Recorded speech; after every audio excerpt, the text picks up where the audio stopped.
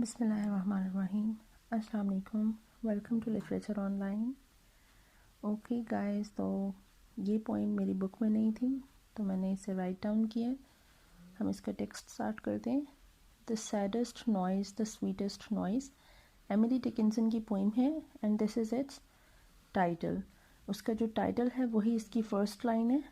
The saddest noise the sweetest noise, the maddest noise that grows. इसमें वो एक noise की बात कह रही है कि एक शोर हो रहा है which is saddest as well as sweetest. ये एक इसने पैराडॉक्सिकल टर्म यूज़ की है कि बिल्कुल ऑपोजिट टर्म्स हैं ये, sweetest and saddest. The maddest noise that grows, और ये बिल्कुल पागलपन जैसा शोर है जो कि बढ़ रहा है, दैट ग्रोज। द बर्ड्स, अब यहाँ पे उसने जिक्र किया है कि ये शोर है किसका था। यहाँ पे तो सिर्फ उसने कहा है कि ये नॉइज़ है। यहाँ पे उसने इसको एक्सप्लेन कर दिया that it's a bird's noise, कि परिंदा शोर कर रहा है। They make it in the spring at night's delicious close, ठीक है, कि परिंदे जो हैं ये शोर मचाते हैं स्प्रिंग के मौसम में, बाहर के मौसम में, at night's delicious close. Delicious close जो है ये एक ऑक्सीमोरोन टर्म है, ठीक है, क्योंकि ये डिलीशियस और क्लोज दोनों बिल्कुल एक ऑपोजिट टर्म्स आ रही हैं, ठीक है, लेकिन ये एक साथ में है। डिलीशियस क्लोज के रात का वो जो वक्त होता है वो जितना सुहाना होता है लेकिन वो अपने इख्तिताम पे पहुंच रहा है, ठीक है। डिलीशियस क्लोज कह रही between the March and April line that magical frontier. अच्छा, फ्रंटियर कहते हैं किसी ऐसी लाइन या बॉर्डर को जो कि जो है वो दो कंट्रीज को सेपरेट करती है, ठीक है। वो कह रहे between the March and April line that magical frontier. ये जो स्प्रिंग का मौसम है ना, ये मार्च एंड अप्रैल के दरमियान में, मतलब ये जो वेदर होता है, ये मंथ्स होते हैं, इसमें ये स्प्रिंग का मौसम आता है and it's a magical frontier. एक जादू की तरह से एक ट्रांजिशन है basically. March and April spring जो है वो एक ट्रांजिशन है जो जिसके एक साइड पे ऑटम है and on the other side it's spring. Autumn represents death and decay, ठीक है, and spring represents rebirth and life, ठीक है, कि जो स्प्रिंग है वो सिंबलाइज करेगा रीबर्थ एंड लाइफ को, और जो ऑटम है वो सिंबलाइज करेगा आपकी डेथ एंड डीके को। और ये जो फ्रंटियर है ये एक उसमें एक लाइन खिंची हुई है जिसके एक साइड पे ऑटम रहेगा और दूसरी साइड पे स्प्रिंग रहेगा। ये एक ट्रांजिशन का टाइम है, ठीक है। Between the March and April line that magical frontier, वो एक जादुई किस्म की एक बॉर्डर, एक बाउंड्री बना दी गई है मार्च एंड अप्रैल में, ठीक है। Beyond which summer hesitates almost two heavenly near. वो कह रही है इसके आगे जो है ना, बियॉन्ड दिस टाइम, ये जो स्प्रिंग का जो टाइम होता है, जाहिर है समर पीरियड होता है ये स्प्रिंग का टाइम, तो इसके जो बियॉन्ड है समर हेजिटेट करती है।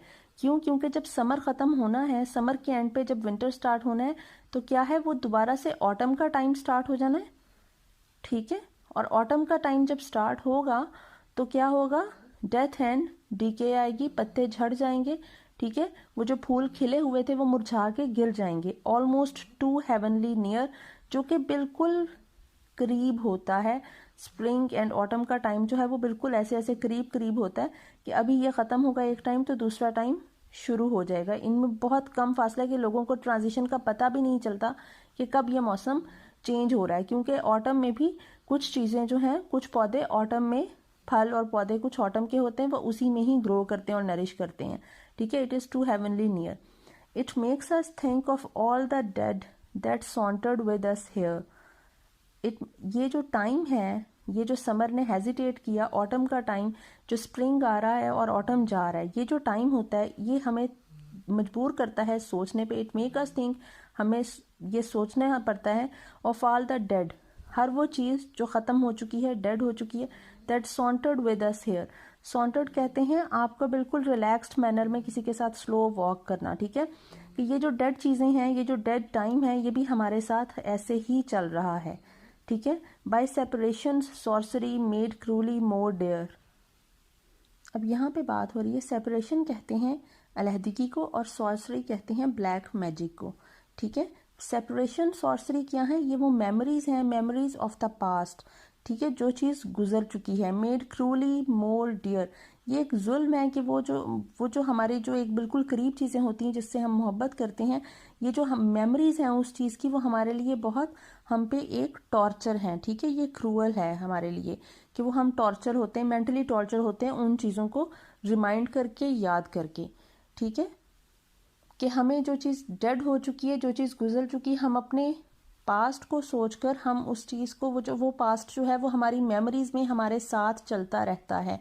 और इसी तरह और इसीलिए इसी वजह से, क्योंकि वो हम उन मेमोरीज को भुला नहीं पा रहे हैं, तो ये जो सेपरेशन सॉर्सरी है ना, ये जो मेमोरीज हैं ये हमें क्योंकि पास्ट से अलग नहीं होने दे रही हैं और फ्यूचर में जाने नहीं दे रही हैं। वो जो हम एक जगह पे स्टक हुए में, ये चीज़ हमारे लिए ज़्यादा बुरी हो गई है, ज़्यादा मिजरेबल हमारी लाइफ को बना रही है और ज़्यादा क्रूअल है हमारे लिए।